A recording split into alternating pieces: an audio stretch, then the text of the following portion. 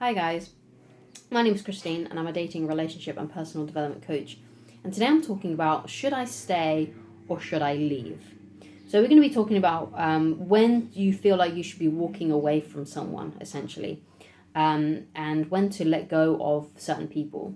And now this could be in a romantic situation, or it could be in like a friendship situation, or like a family situation where perhaps things you're disconnecting with people, you're not on the same level anymore, or perhaps they belittle you and they're not nice to you, or the relationship just isn't sufficient enough anymore, and it's bringing you down and it's making your life worse. So that's one of the keys, right?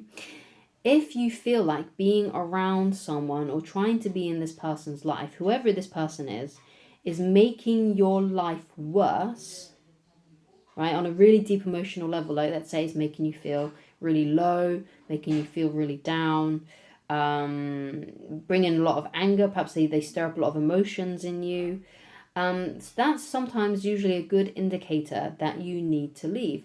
Now, obviously, that's not always the case because perhaps sometimes when someone makes you angry or when someone makes you sad, perhaps sometimes it's a you problem, right? So perhaps you need to change how you think about that person to not let them get to you in that way, right? Because you can do that. You don't have to let someone have that power over you. You can decide to be at peace. You can choose peace other than this, right? You can choose not to let that person affect you, right? Which is ultimately a really great place to be. But when it comes to romantic situations, you don't have to be with someone that makes you miserable, right? You can choose to be with someone new if you want to, if you two are more aligned. Because sometimes you might meet someone and be in a relationship with someone and everything's going really great, and you're on the same path together and things are brilliant for a while, and then suddenly you start to grow apart, you start to have different attitudes about life, you start to want different things in life, and because there's like these different conflicts going on, it no longer makes sense to be with that person. Okay, because a lot of people, they stay together with the wrong person because of pressure from other people, financial situations, the fact that they grow apart and they just no longer like each other, but they stay together because of the kids or because of the money or because of whatever, right? And then they live these really miserable lives because they no longer like the person that they're living with. And what you got to remember about the person that you spend the rest of your life with is that you're going to spend the rest of your life with this person. So you better be with someone who you at least like being around, right? You got to at least like each other's companionship. Because a lot of people to begin with, they go through looks, like, oh yeah, I find that person really attractive, which is what usually initially draws you into someone, how you feel about them and the attraction that you have towards them. And that's what starts things off, right? That's what gets the ball rolling, essentially, right? But after some time has passed, sometimes you might realize that, actually, I don't really like being around this person. Yes, I'm attracted to them, the sex may be great, whatever it may be, right? And things are really good in certain departments. But if you don't like hanging out with each other, if you're not good companions too, and you don't have a good friendship with each other, then the relationship is not going to last, or it's going to be a very miserable one because eventually the kids are going to move out. You're going to get, you're both going to retire if you're lucky enough to reach that golden age, right? And essentially when all of that's gone, you're just left with each other. So you better like the person that you're with, right? So it's okay to change partners if you no longer like the partner that you're with. Of course, couples therapy, couples counseling are things that you can definitely go through to try and reconnect and have a better bond. But if things are simply not working and you're butting heads all the time, and you're just miserable and you feel like there are better options out there for you, then no one's stopping you. It's your life. No one's stopping you from being with that person. Yeah, maybe the financial things, maybe there's kids involved, maybe there's other things involved as well. But essentially, if you're really deeply unhappy, no amount of money in the world is ever going to make you feel better.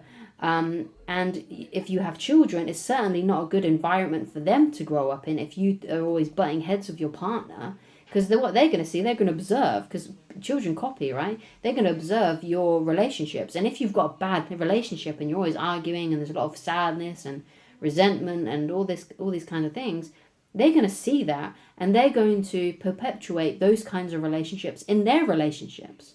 So it's not a good idea to be with someone who makes you miserable when there's kids involved, because that's a lot of people's excuses to stay with someone they don't like, oh, well, we got to stay together for the kids. Really?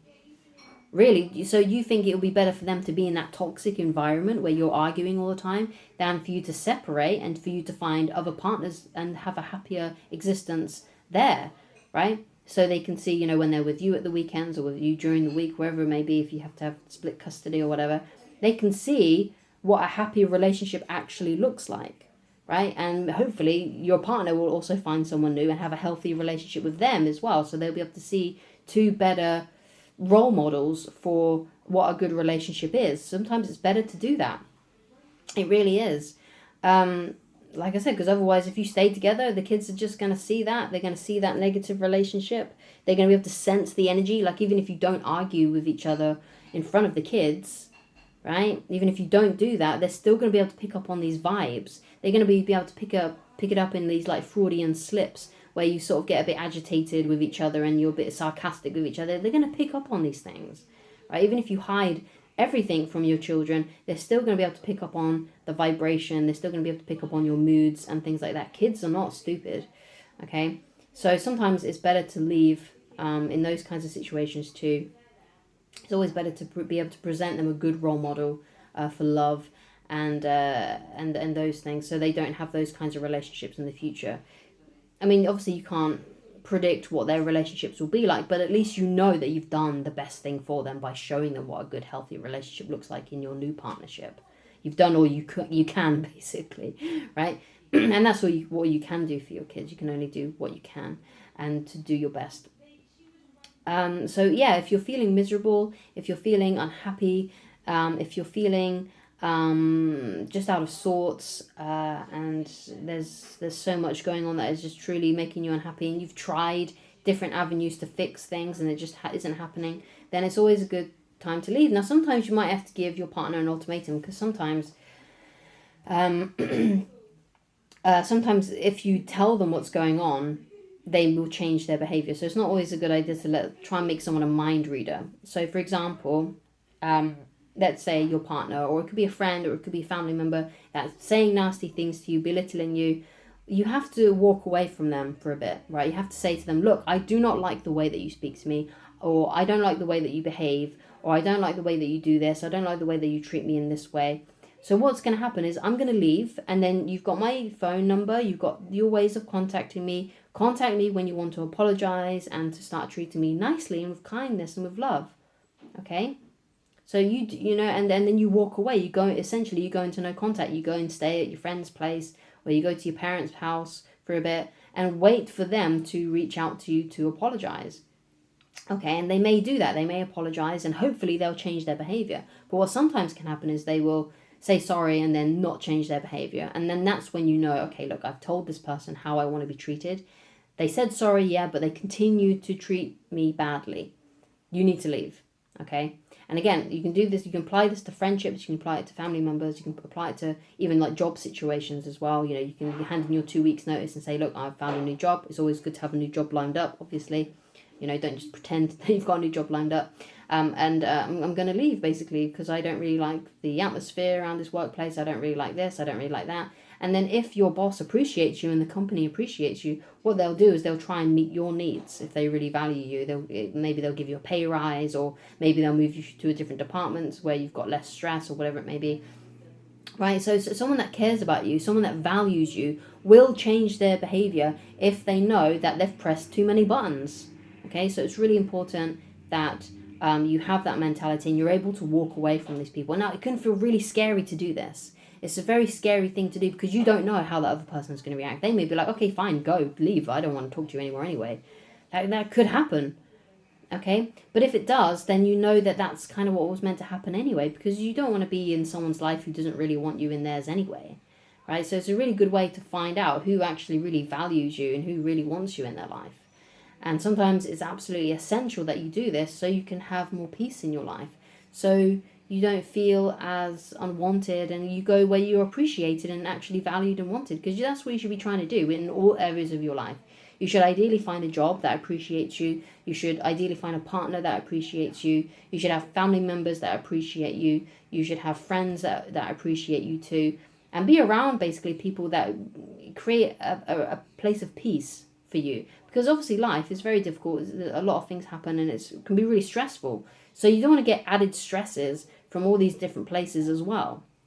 Right? You want to try and make your life as peaceful as possible by having friendships and relationships that are as amicable and nice and friendly as possible. Okay, because life is difficult as it is. You know, we don't need added extra stress from all these other outside circumstances and people. Okay, so thank you so much for watching. If you'd like to get in touch with me personally and you'd like coaching with me, then please go to www.christineloveridge.com and I shall talk to you again very soon. Goodbye.